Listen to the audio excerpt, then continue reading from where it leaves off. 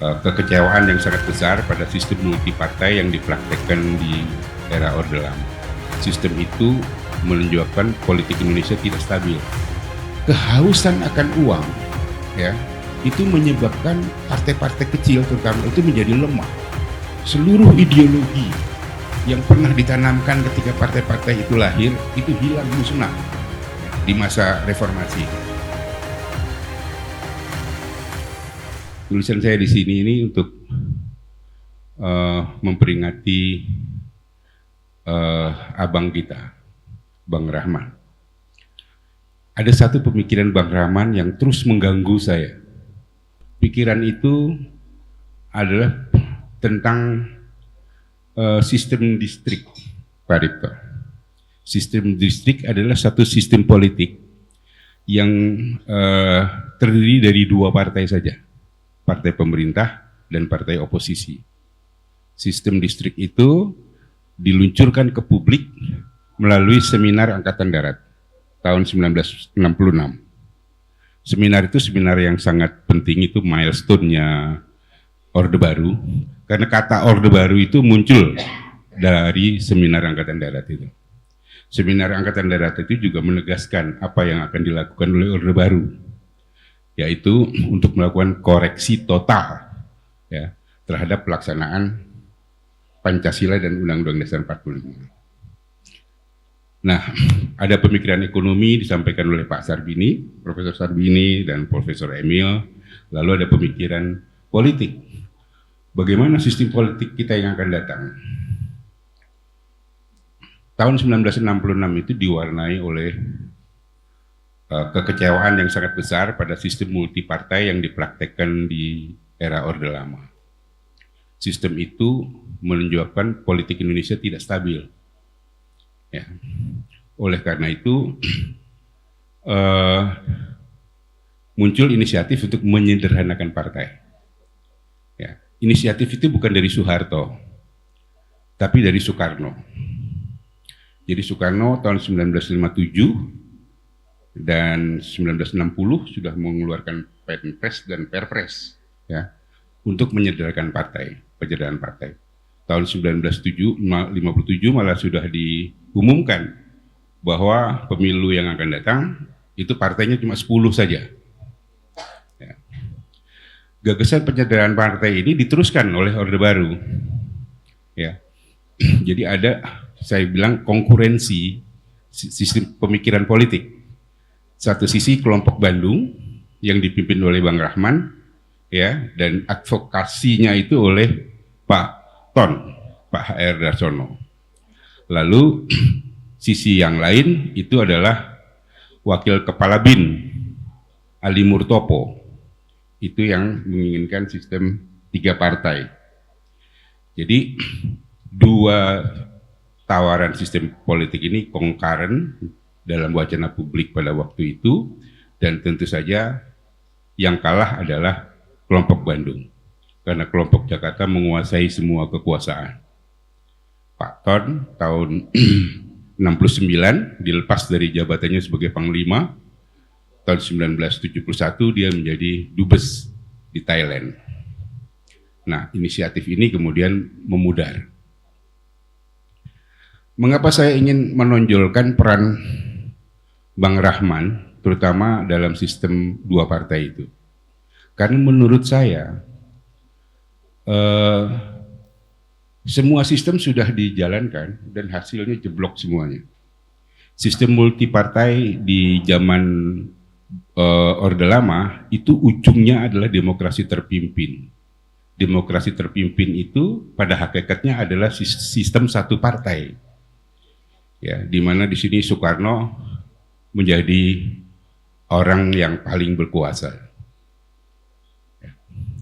Lalu sistem 3 partai itu pada hakikatnya juga sistem satu partai, ya, karena walaupun sudah ada fusi partai-partai, tapi partai-partai ini semua dikerdilkan. Ada Undang-Undang nomor 3 kalau nggak salah tahun 73 itu partai-partai politik dikerdilkan, tidak boleh begini, tidak boleh begitu, tidak boleh begini, begitu. Ya, Partai Golkar diangkat. Jadi ketika itu Partai Golkar adalah partai pemerintah. Itulah. Jadi sistem 3 partai disebutnya, tapi hakikatnya adalah sistem 1 partai karena 2 partai politik PDI maupun P3 ya itu sepenuhnya dikendalikan oleh Mendagri dan Direktur Politik Angkatan Darat. Penyederhanaan partai itu ya ternyata tidak menciptakan kestabilan. Partai-partai politiknya bergejolak terus. Ya, puncaknya tahun 1986 itu pecah konflik antara Jenaro melawan Hamzahas dan Zainuddin MZ. Nah, keduanya bertarung, Zainaro bikin kongres, dia menang, lalu Hamzahas bikin kongres tandingan dan dia yang menang. Ada 2 kepengurusan P3 pada waktu itu. Penentunya adalah pemerintah. Siapa yang dia akui? Pemerintah mengakui Hamzahas pada akhirnya. Walau sebetulnya Naro itu adalah orangnya Ali Murtopo. Mengapa seperti itu? Karena Naro pernah salah ngomong. Dia pengen jadi presiden, kata dia tuh. Ya, itu sangat haram di zaman Orde Baru, ya, head to head dengan Soeharto. Dia disingkirkan, Hamzahas naik. 1986. 10 tahun kemudian, 1996, pecah konflik di PDIP. Suryadi melawan Megawati. Ya. Nah, semua konflik-konflik di partai ini ya, menyebabkan ada sejumlah politikus, tokoh-tokoh yang hengkang dari partai itu, tersingkir atau disingkirkan. Ya. Mereka kemudian bergabung ke kelompok oposisi. Jadi kelompok oposisi pada waktu itu menjadi sangat kuat, menjadi lebih kuat dari sebelumnya lah. Ya, tapi cukup kuat untuk menggulingkan Soeharto pada masa kritisnya tahun 1998 ketika krisis finansial, krisis ekonomi. Jadi yang namanya sistem 1 partai itu mempunyai kelemahan yang sangat besar. Ya, dia pada akhirnya nanti akan terguling ya, oleh kesalahan-kesalahannya sendiri. Nah, tapi sistem 2 partai tidak langsung menggantikan sistem 3 partai yang dibikin di era Orde Baru. Karena politikus-politikus pada waktu itu punya inspirasinya kembali ke Orde Lama. Sehingga dimulai lagi sistem multipartai. Bermunculan partai-partai politik baru, puluhan partai politik baru. Pada tahun 2004 itu 24 partai ikut pemilu. 2009 38 partai. Ya. 2014 itu dipaksa menyusut jadi 12 partai. Ya. KPU menerapkan persyaratan yang sangat ketat. Ya. 2014, 2019 naik lagi jadi 16 partai. Jadi ada fluktuasi ya dalam jumlah partai yang ikut pemilu. Tapi partai yang menang dalam pemilu itu tidak berfluktuasi. Ya. Jadi hanya ada 9 sampai 10 partai yang berhasil lolos parliamentary threshold masuk ke DPR. Ada 7 partai politik yang dari 2004 sampai 2019 lolos ke DPR. Itu 3 partai Orde Baru, ya, Golkar, PDIP, P3, lalu ada PKS, ada PAN, ada PKB, ada Demokrat ya. Demokrat. 7 partai itu ya kan selalu hadir dalam pemilu. Lalu ada 1 hadir 2009 yaitu masuk menjadi partai kuat itu Partai Gerindra. Ya. Baru kemudian tahun 2014 masuk Partai Nasdem. Jadi ini 9 partai yang ada di DPR, ya, sampai sekarang. Jadi kita lihat ini ada jumlah partai yang sangat banyak, tapi sebetulnya yang mempunyai mandat ya yang kuat di DPR itu paling ada 7 sampai 9 partai. Nah,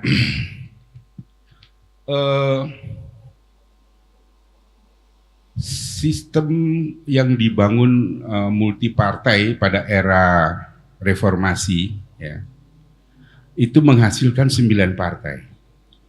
Nah, apakah stabil? Kita lihat ya, 9 partai ini kemudian mempunyai persoalan yang sangat mendasar. Ya. Persoalan mereka adalah kalau mau menang ya, itu harus banyak uang. Jadi aktivis-aktivis yang bergabung dalam partai maunya ikut memperbaiki dari dalam lewat pemilu itu 99% gagal. Karena apa? Karena mereka tidak punya uang. Ya. Kalau punya uang, ya seperti Budiman Sujatmiko, Pius atau Desmond itu pada awalnya dibantu oleh Hasim. Jadi mereka kemudian bisa lolos, setelah itu mereka bisa membiayai sendiri kampanye-kampanyenya. Tapi yang lain-lain di DPR dan sebagainya itu selalu dari partai lain ya, selalu gagal. Nah, kehausan akan uang ya itu menyebabkan partai-partai kecil terutama itu menjadi lemah. Ya, lemah. Kenapa? Karena pertama, mereka mau memperdagangkan apa saja, menjual apa saja, harga dirinya sekalipun untuk bisa duduk menjadi menteri, menjadi anggota kabinet. Ya. Jadi seluruh ideologi yang pernah ditanamkan ketika partai-partai itu lahir, itu hilang musnah ya, di masa reformasi. Mereka nggak punya orientasi lagi kepada ideologi, kepada platform politik, atau kepada kebijakan. Ya. Yang ada di pikiran mereka adalah 5 tahun lagi saya harus menyiapkan uang sekian. Dan uang itu ada di negara. Itu sebabnya ya mereka berlomba-lomba untuk menjadi anggota kabinet. Ya. Kalau perlu dengan menjilat ke kiri, ke kanan, ke atas, ke bawah, semua dilakukan untuk itu. Ya. Faktor yang kedua, caleg-caleg anggota partai politik yang mencalonkan diri itu pun terjebak di dalam persaingan yang tidak jelas. Ya. Mereka ada di dapil yang sangat besar. Ya.